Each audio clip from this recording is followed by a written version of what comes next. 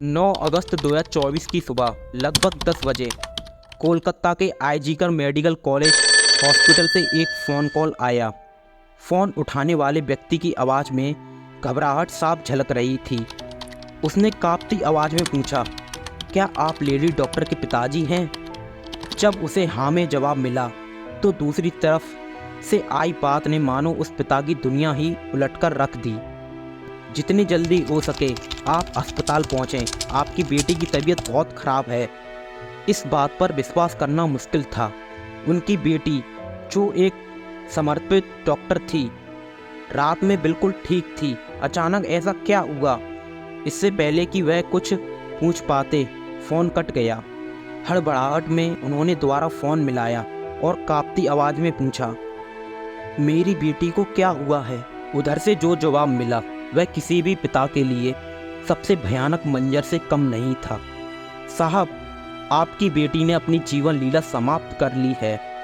इस खबर ने उस पिता के पैरों तले से ज़मीन खिसका दी। बेटी, जिसने ना जाने कितने मरीजों को नया जीवन दिया था, अब इस दुनिया में नहीं थी। इस खबर ने माँ को तोड़ दिया।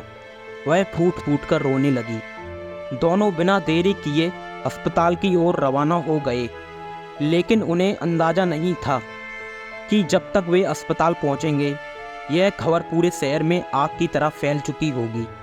अस्पताल के बाहर भीड़ जुटने लगी। हर कोई हैरान था और गुस्से में था। आखिर ऐसा कैसे हो सकता है? कौन था जिसने इस निर्दोष डॉक्टर की जान ली और क्यों? इस बीच न केवल डॉक्टर और नर्स बल्कि आम जनता भी सड़कों पर उतर आई।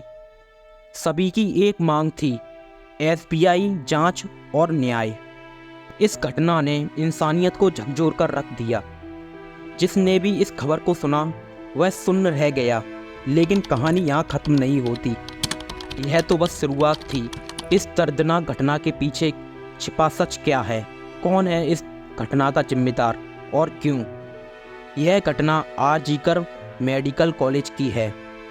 ऐसी सच्ची घटना जिसने पूरे देश को हिलाकर रख दिया। कहानी कोलकाता की है, जहां एक बेहद मेधावी और समर्पित महिला डॉक्टर, जो चेस्ट मेडिसिन विभाग की पोस्ट ग्रेजुएट छात्र थी, अपने पेशेवर जीवन में नई ऊंचाइयों को छू रही थी। बचपन से शिक्षा के महत्व को समझने वाली इस महिला डॉक्टर ने अपने माता पिता की उम्मीदों को पूरा करते हुए मेडिकल की पढ़ाई पूरी की और परिवार की पहली डॉक्टर बनने का गौरव हासिल किया। 8 अगस्त की रात को लगभग 11 बजे उसकी मां का फ़ोन कॉल आया। मां ने हर रोज़ की तरह अपनी बेटी की खैर खबर ली। डॉक्टर ने मुस्कुराते हुए जवाब दिया, मां, मैं ठीक हूँ। उस समय वह मरीजों को देखने जा रही थी। यह उनका आखिरी सम्मान था। मां का संतोष था कि उनकी बेटी अपने काम में व्यस्त और सुरक्षित है, लेकिन नियति कुछ और ही खेल रही थी। रात 12 बजे के आसपास, जब सभी लोग सोने की तैयारी कर रहे थे, डॉक्टर अपने 2 जूनियर सहयोगियों के साथ बैठकर हंसी मजाक के बीच खाना खा रही थी। खाने के बाद उन्होंने कहा कि वे थकी हुई हैं और सोने के लिए 4थी मंजिल पर स्थित सेमिनार हॉल में जा रही हैं। किसी ने सोचा भी नहीं था कि यह आखिरी बार होगा जब वह किसी के साथ मुस्कुराते हुए देखी जाएंगी। 9 अगस्त की सुबह जब उसके पिता को वह भयानक कॉल आया, तो वे घबराते हुए अस्पताल की ओर भागे। वहाँ का दृश्य किसी डरावने सपने से कम नहीं था। अस्पताल के गलियारों में अफरा तफरी मची हुई थी। डॉक्टर का शरीर अर्धनग्न अवस्था में खून से लथपथ था और जख्मों से भरा पड़ा था। उसकी गर्दन की हड्डी टूटी हुई थी और उसके शरीर पर जगह जगह चोट के निशान थे। यह कोई साधारण मौत नहीं थी, बल्कि बर्बरता की हदें पार कर दी गई थीं। यह खबर सुनकर पूरा अस्पताल स्तंभ रह गया। सोशल मीडिया पर यह खबर आग की तरह फैल गई और पूरे शहर में गुस्से की लहर दौड़ पड़ी। लोग अस्पताल के बाहर जमा होने लगे। डॉक्टरों और नर्सों ने धरना प्रदर्शन शुरू कर दिया। सभी की बस एक ही मांग थी, न्याय और दोषियों को सख्त से सख्त सजा। जांच अधिकारियों ने तेजी से जांच शुरू की, लेकिन शुरुआत में अस्पताल प्रशासन ने इसे एक हादसा बताने की कोशिश की। लेकिन घटनास्थल की स्थिति, महिला डॉक्टर के शरीर पर गहरे घाव और उसकी टूटी हुई गर्दन की हड्डी ने यह साबित कर दिया कि यह मामला साधारण नहीं था। पोस्टमार्टम की रिपोर्ट ने भी इसे सिद्ध कर दिया। जांच के दौरान संजय राय नामक एक व्यक्ति सामने आया, जो पुलिस कल्याण बोर्ड में सहायक के रूप में कार्यरत था। वह अक्सर अस्पताल आता जाता था और अब उसे शक की नज़रों में देखा जाने लगा। सेमिनार हॉल के पास एक टूटा हुआ ब्लूटूथ मिला, जो संजय राय का निकला। उसे तुरंत हिरासत में लिया गया। संजय राय ने पहले किसी भी अपराध को स्वीकार नहीं किया, लेकिन जब उसे कड़ी पूछताछ का सामना करना पड़ा तो उसने अपना जुर्म कबूल लिया। 8 अगस्त की रात को शराब के नशे में उसने महिला डॉक्टर पर हमला किया, उसे बेरहमी से मारा, उसके साथ दुष्कर्म किया और फिर उसकी हत्या कर दी। पुलिस ने उसके मोबाइल से कई आपत्तिजनक वीडियो भी बरामद की, जो उसके अपराधी होने का और भी पुख्ता सबूत थे।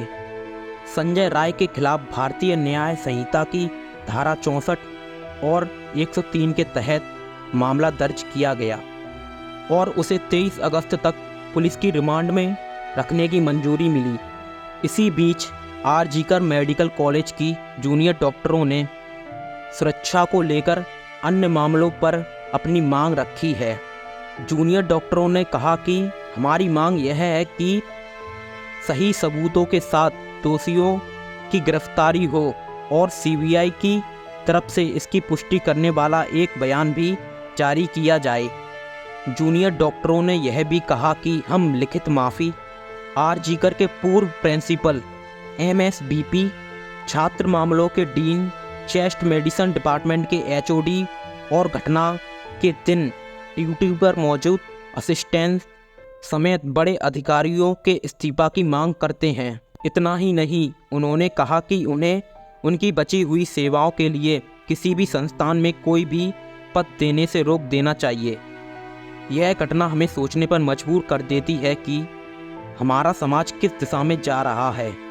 समाज में महिलाओं की सुरक्षा के लिए केवल कानून ही नहीं, बल्कि समाज की सोच और जागरूकता भी महत्वपूर्ण है। हमें यह समझना होगा कि महिलाओं की सुरक्षा केवल एक कानूनी मुद्दा नहीं, बल्कि एक सामाजिक मुद्दा भी है। दोस्तों, इस घटना को सुनाने का उद्देश्य किसी का दिल दुखाना या परेशान करना नहीं है, बल्कि आपको जागरूक और सचेत करना है। इस वीडियो को ज़्यादा से ज़्यादा शेयर करें, क्योंकि मैं यह चाहता हूं कि इस वीडियो के माध्यम से हमारी भारत की महिलाएं सुरक्षित, जागरूक और सतर्क रहें। धन्यवाद।